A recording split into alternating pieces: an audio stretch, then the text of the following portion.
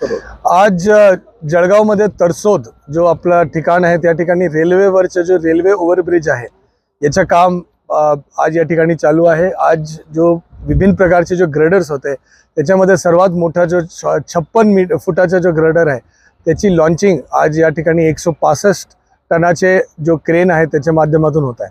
एवढी मोठी क्रेन या जळगाव जिल्ह्यामध्ये या भुसावळचे पूर्ण डिव्हिजनमध्ये ज्याच्यामध्ये 10 जिल्हे येतो त्या ठिकाणी सर्वप्रथम एवढा मोठा क्रेनचा वापर या ठिकाणी होत आहे। आपण या ठिकाणी बघू शकतो की किती प्रेसिशनचं काम या ठिकाणी आहे, म्हणजे एक बी इंच लेफ्ट अँड राईट होता कामा नये।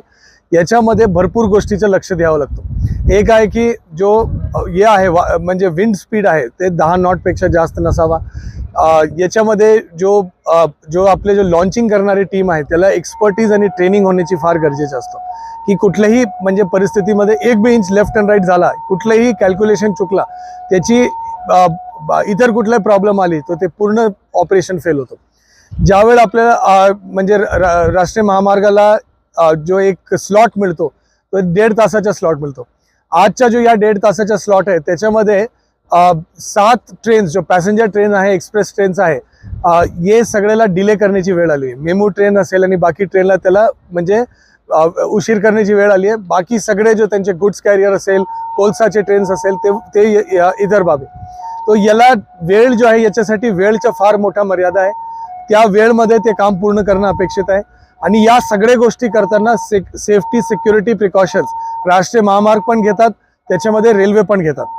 या कामासाठी तुम्हाला आज या ठिकाणी लक्षात येईल की हे काममुळे जो आपल्याकडे जो राष्ट्रीय महामार्गमध्ये जो 18 किलोमीटरचा बायपास आहे, या बायपासमुळे जळगाव शहराच्या विशेषतः विकासासाठी एक नवीन केंद्रबिंदू ठरणार आहे। क्योंकि हा जो भाग आज आपल्याला दिसतोय त्या ठिकाणी शहराचं विस्तारीकरण होणार, या ठिकाणी नागरीकरण होणार आणि या ठिकाणी म्हणजे एक मोठ्या प्रमाणात हे जो विकास आहे शहराचा त्याच्यामध्ये एक चांगला वेग या ठिकाणी मिळणार। आणि हे जो पूर्ण बायपास झाल्यानंतर जो आपल्याकडे वाहतूक कोंडी, हेवी व्हेकल्समुळे ॲक्सिडेंट्स या सगळ्यांचं प्रमाण पण आपल्याकडे कमी होणार।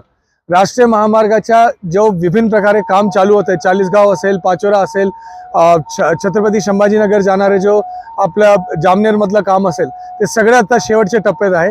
आणि जो मुक्ताईनगरमध्ये जो काम आहे ते 9 गावांमध्ये, त्या ठिकाणी 6 गावांमध्ये काम व्यवस्थित चालू आहे, 3 गावांमध्ये आता पुढच्या टप्प्यामध्ये सुरू होईल। तर या पद्धतीमध्ये या ठिकाणी सगळे काम पूर्ण होत आहे आणि जो वर्किंग पिरियड आहे म्हणजे पाऊस सुरू होण्यापूर्वीचा वर्किंग पिरियड आहे त्याच्यामध्ये जास्त काम पूर्ण व्हावं। त्याच्यामध्ये विद्युतीकरणचं काम असेल, त्याच्यामध्ये आपले महाजनकोचं काम असेल, महापारेषणचं काम असेल, राष्ट्रीय महामार्गाचं असेल, रेल्वेचं असेल, या सगळे काम म्हणजे लवकरात लवकर पूर्ण व्हावा याच्यासाठी जिल्हा प्रशासन प्रयत्न करत आहे। 710 अडचणी आज आपल्या समोर आहे, सगळ्यांना सोडवण्याचा प्रयत्न आपण करत आहोत आणि या माध्यमातून जिल्ह्याचा विकास व्हावा आणि त्याच्या माध्यमातून भारत देश, महाराष्ट्र राज्य आणि जळगाव जिल्ह्याच्या नागरिकांच्या सेवामध्ये यासारखे रस्ते आपल्याकडे यावा याच्यासाठी आपण प्रयत्न करत आहे। या ठिकाणी बघणारे जो युवक आहेत त्याला माझी विशेषतः विनंती आहे की आपण सर्वांनी यासारखा हाय व्हॅल्यू स्किल्ड जॉबसाठी आपण स्वतःची प्रशिक्षण करून घ्यावा। या गोष्टीचे आपण प्रशिक्षण केलं तर क्रेन ऑपरेटर्स असेल, त्याच्यामध्ये आपण कुठल्या पोर्टमध्ये आपण काम करू शकतात, यासारख्या मोठ्या प्रकल्पामध्ये काम करू शकतात। कामगार असेल, या कामगारांचं पण विशेष प्रशिक्षण असतो। तो माझी आपल्या सर्वांना विनंती आहे की यासारखा प्रशिक्षण आपण सर्वांनी करून घ्यावा आणि याचा लाभ आपल्याला रोजगारमध्ये चांगल्या पद्धतीत मिळेल। अनस्किल्ड वर्करपेक्षा स्किल्ड वर्कर होण्याचा सगळ्यांनी प्रयत्न करावा, एवढं मला सांगायचं। धन्यवाद।